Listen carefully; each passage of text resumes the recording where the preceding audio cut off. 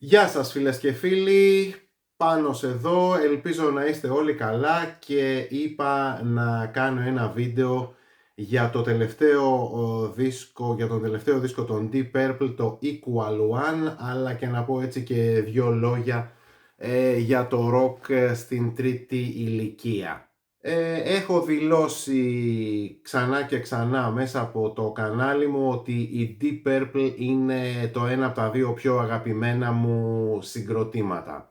Το πρώτο μου ever βίντεο που είχα κάνει στο κανάλι μου ήταν αφιερωμένο σε αυτούς. Επανέλαβα το βίντεο 2-3 χρόνια αργότερα με το ίδιο concept, δηλαδή το ranking των studio album τους, και συμπεριλαμβάνοντας και τα τότε τελευταία δύο τους άλμπουμ, τα Whoosh και Turning to Crime, αλλά και προσπαθώντας έτσι να το κάνω και λίγο καλύτερο το βίντεο σε σχέση με το πρώτο, έτσι κάπως πιο ατζαμίδικο, έτσι όπως ίσως θα άξιζε ένα καλύτερο βίντεο, ένα καλύτερο αφιέρωμα σε αυτήν την τεράστια μπάντα. Και κάποια στιγμή έκανα και ένα βίντεο επίσης τύπου ranking με τα live albums τους. Τώρα άργησα λίγο να μιλήσω για το τελευταίο τους άλμπουμ, γιατί εκτός του ότι και άργησα και να το ακούσω, ήθελα να είμαι και όσο πιο ξεκάθαρος γίνεται για αυτά που θα σου μιλήσω στη συνέχεια. Λοιπόν, για να γίνω αρεστός έτσι στην Deep Purple οικογένεια και την Deep Purple κοινότητα, θα μπορούσα να πω ότι και τηρουμένων των αναλογιών, δηλαδή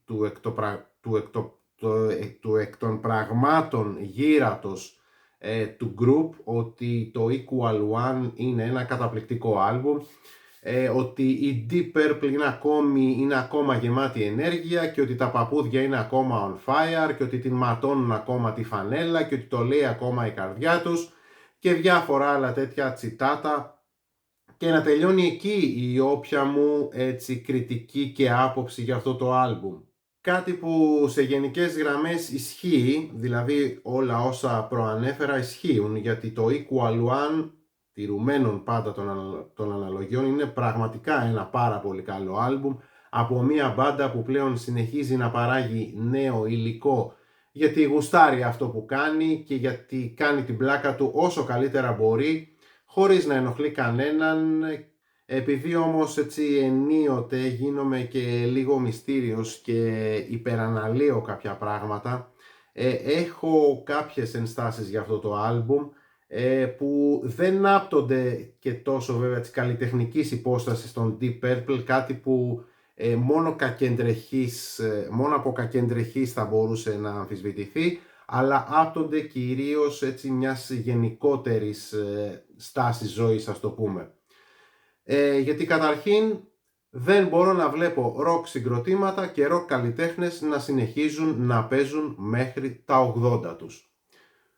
Sorry guys, αλλά δεν μου κάθεται καθόλου, ούτε οπτικά, ούτε ψυχολογικά, ούτε συναισθηματικά, και μου φαίνεται εντελώς παράτερο και γελίο να βλέπω τα γεροντάκια να χτυπιούνται και να χορεύουν ή να λυκνίζονται έτσι πάνω στη σκηνή, και όσο κι αν μου λένε κάποιοι ότι κάνουν ένα επάγγελμα που είναι εκμαυλιστικό και ότι η δόξα και η φήμη τυφλώνει τον άνθρωπο και δεν τον αφήνει να δει κάποιες αλήθειες κατάματα, και ότι ο καλλιτέχνης πεθαίνει στο σανίδι ή στο πάλκο, sorry, αλλά εγώ δεν μπορώ να συμφωνήσω καθόλου με όλα αυτά. Δεν μπορώ, ας πούμε, να βλέπω τους Rolling Stones να συνεχίζουν ακόμη. Γελάω και μόνο με την ανακοίνωση των Black Sabbath να κάνουν ένα τελευταίο live έτσι στα μαύρα χάλια που βρίσκεται ο Ozzy αυτή τη στιγμή. Ποτέ δεν θα καταλάβω γιατί ο Phil Collins ανέβηκε στη σκηνή με αναπηρικό αμαξάκι έτσι για να ξανατραγουδήσει στο reunion που έκανε με τους Genesis. Ο Angus Young στα 70 του, που είναι ευτιστός ο τσουκαλάς, συνεχίζει και κάνει τα ίδια καραγκιοζηλίκια που έκανε όταν ήταν 20, 30 και 40. Δηλαδή ρε παιδιά, ας το πει κάποιος ότι ενδυματολογικά και μόνο είναι εντελώς καρναβαλικός, ας πούμε, και έχει κουράσει.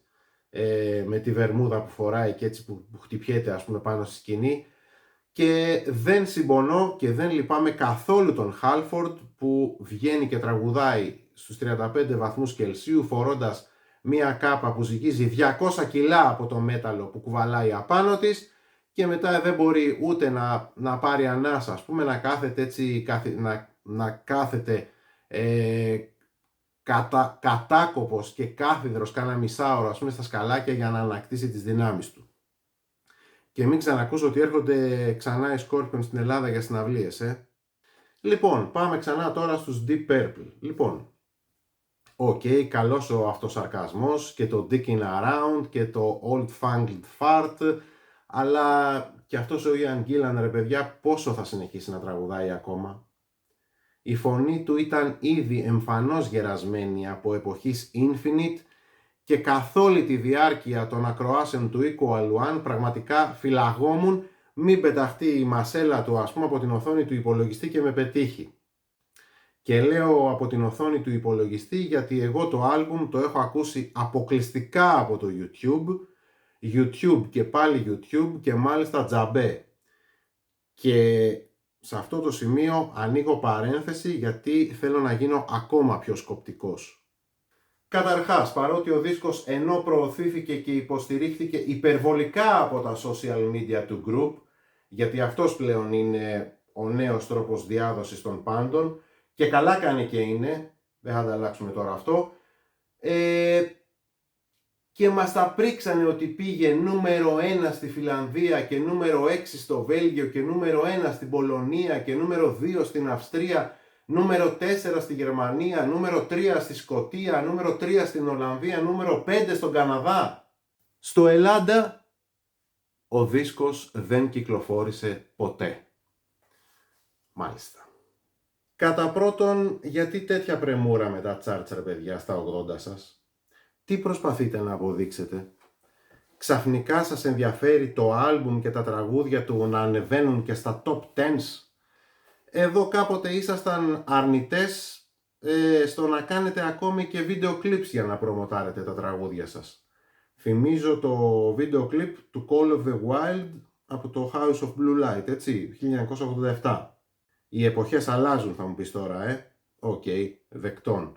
Κατά δεύτερον τώρα, και γυρνώντας έτσι στο προηγούμενο, να πω ότι η ER Music, το label που έχει υπό την σκέπη της τους Deep Purple, δεν εκπροσωπείται από κανέναν διανομέα στην Ελλάδα και ελάχιστοι ήταν οι εισαγωγείς που ίσως και να έφεραν το άλμπουμ στη χώρα μας, και αν ήθελα εγώ να το αποκτήσω θα έπρεπε να μυρίσω τα νύχια μου ποιος το έχει κάνει εισαγωγή, να δώσω 50 ευρώ για να πάρω μια κόπια βινιλίου ή στην καλύτερη να σκάσω ένα 25 για το CD, έτσι. Ή να το παραγγείλω βέβαια μέσω Discogs ή μέσω Amazon. Αντί δηλαδή να έρθουν οι ίδιοι οι Deep Purple σε μένα και να με πείσουν ότι πρέπει να αγοράσω το άλμπουμ, να πρέπει εγώ να τους ψάξω, να τους βρω για να τους αγοράσω.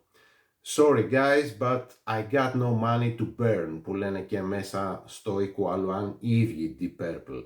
Θα μου πεις τώρα, φταίνε οι Deep Purple που δεν υπάρχει διανομέας στην Ελλάδα για την ER Music?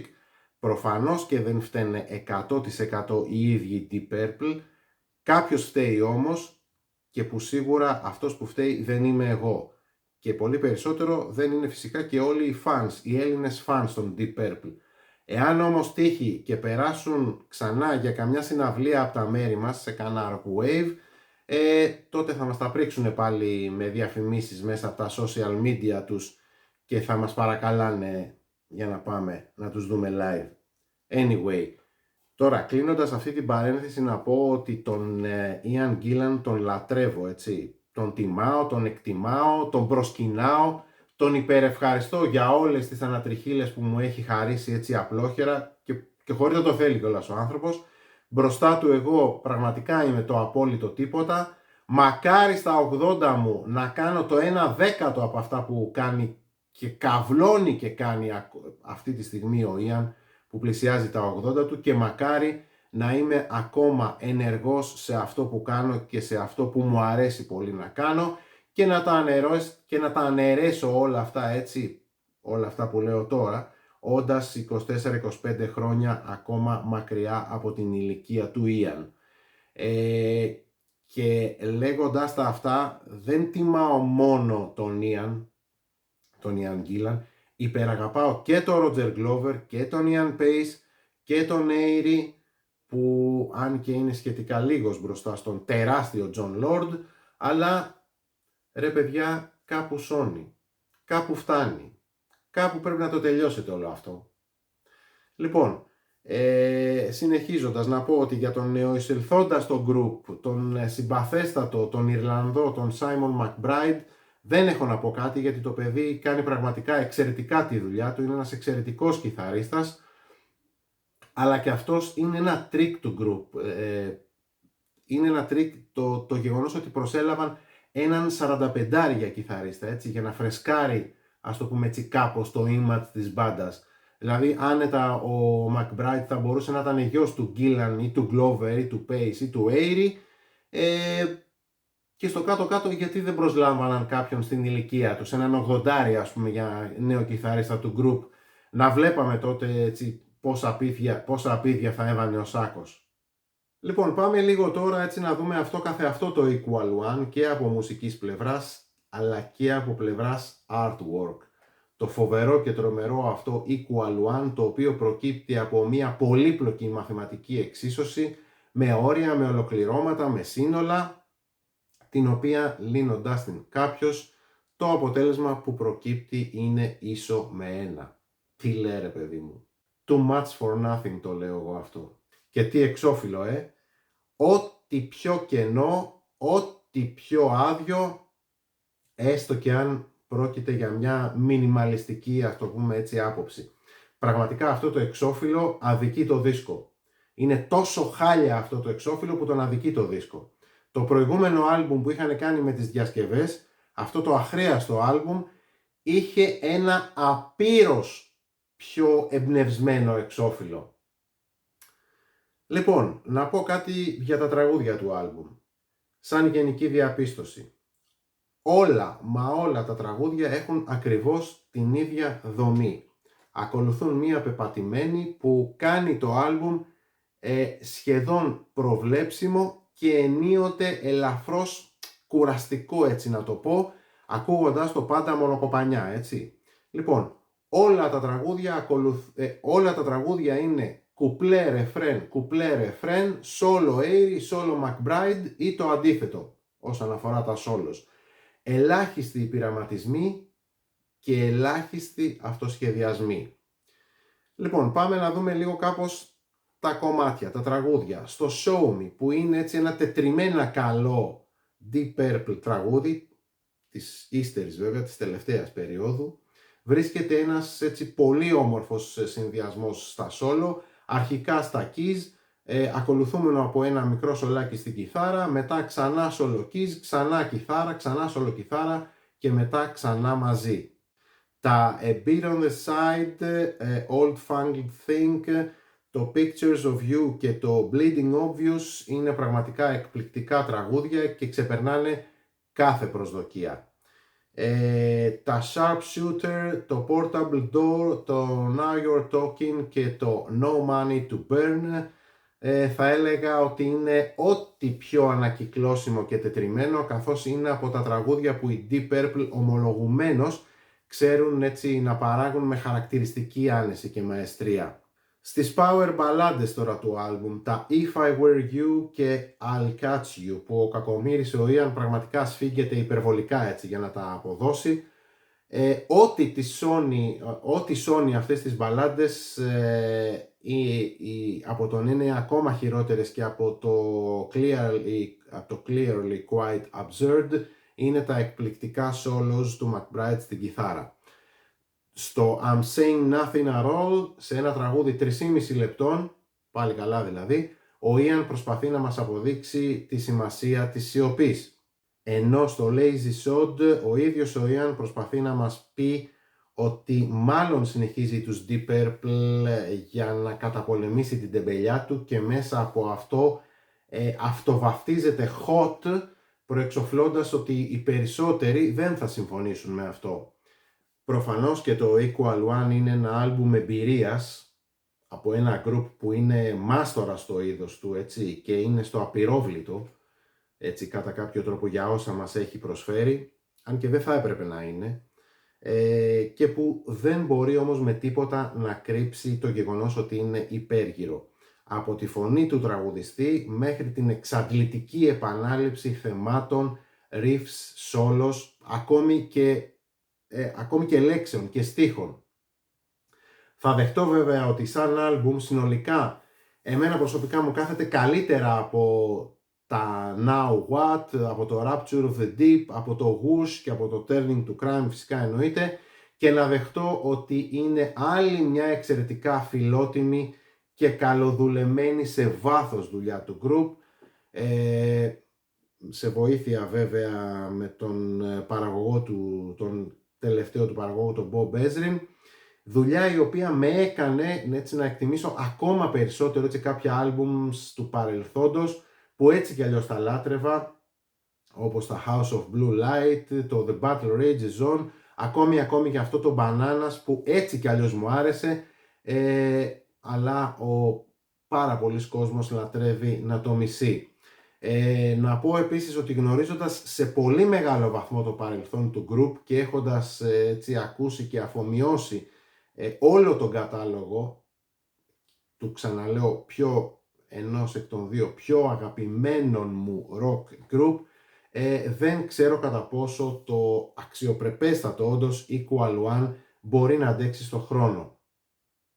Εξάλλου αυτό μόνο το μέλλον, κάτι τέτοιο μόνο το μέλλον έτσι μπορεί να δείξει. Ούτως ή άλλως οι εποχές έρχονται και παρέρχονται, οι εποχές αλλάζουν, είναι σίγουρο ότι θα έρθει η εποχή που θα το βαρεθώ και αυτό. Θα ξαναβάλω να ακούσω κάποια στιγμή τον Bananas, έτσι προσπαθώντας να καταλάβω γιατί οι περισσότεροι το βρίζουν. Μετά θα ξαναπιάσω το Who Do We Think We Are και κάπως έτσι θα συνεχίσει να προχωράει η ζωή. Κλείνοντας, να πω ότι εμένα προσωπικά δεν μου αρέσει που συνεχίζουν οι Deep Purple. Εδώ και καιρό δηλαδή, έτσι, δεν μου αρέσει. Χωρίς να σημαίνει αυτό ότι δεν βγάζουν αξιοπρεπέστατες δουλειές.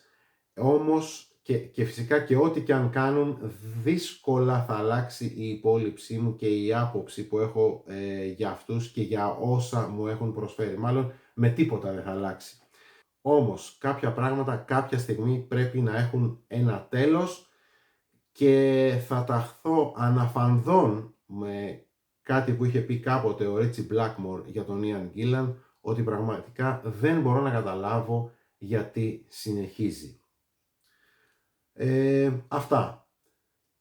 Περιμένω απόψεις στα σχόλια.